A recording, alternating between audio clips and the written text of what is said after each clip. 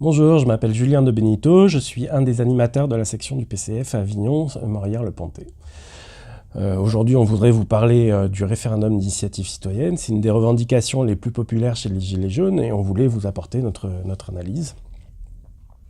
Voilà, alors le référendum d'initiative citoyenne, le RIC ou le RIC, permet ou aborde le problème du pouvoir institutionnel. C'est bien, je pense que c'est quelque chose qu'il faut aborder, mais ce n'est pas suffisant. Il n'y a pas qu'un pouvoir, il y a plusieurs pouvoirs. Il y a notamment le pouvoir économique, c'est peut-être le plus important. L'exemple de 1936 est des plus frappants. Le Front populaire vote des lois très progressives, mais ça ne suffit pas à leur application. Il faut des grèves massives pour obliger le patronat à appliquer, par exemple, les congés payés dans les entreprises.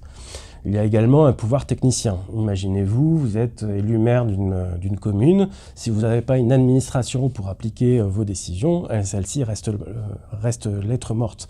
Vous avez besoin d'une administration, de techniciens qui ont des avis éclairés, qui sont en général très écoutés. C'est un vrai pouvoir, quoi, le pouvoir technicien. Il y a enfin un pouvoir plus caché, on va dire un pouvoir symbolique. La personne qui organise un débat, qui réserve une salle, qui distribue la parole, qui décide de l'ordre du jour, des termes du débat, dispose d'un vrai pouvoir qui le légitime aux yeux des autres parce qu'il fait. C'est un pouvoir caché, mais un pouvoir bien réel. Enfin, on voulait revenir aussi sur les 2 derniers référendums qui avaient lieu en France. En 2005, le traité constitutionnel, une majorité de Français vote non, et pourtant le Parlement, le Congrès réuni à Versailles par Sarkozy, va à l'encontre de ce vote-là.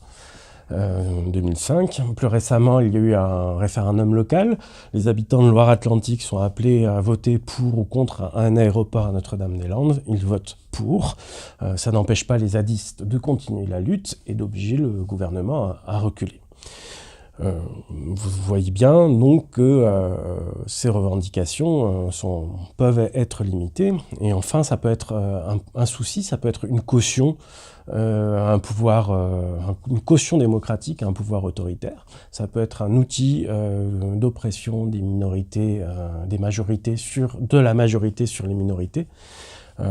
Donc il faut des garde-fous quand même à ce RIC. Et puis enfin, voilà, moi je vous invite à élargir vos revendications, notamment à la conquête du pouvoir économique, à limiter le pouvoir économique, à récupérer le pouvoir économique. Il n'y a pas de raison que les entreprises soient un environnement féodal. Voilà. Je vous invite aussi à vous méfier de la légitimité acquise par certains, uniquement parce que vue à la télé.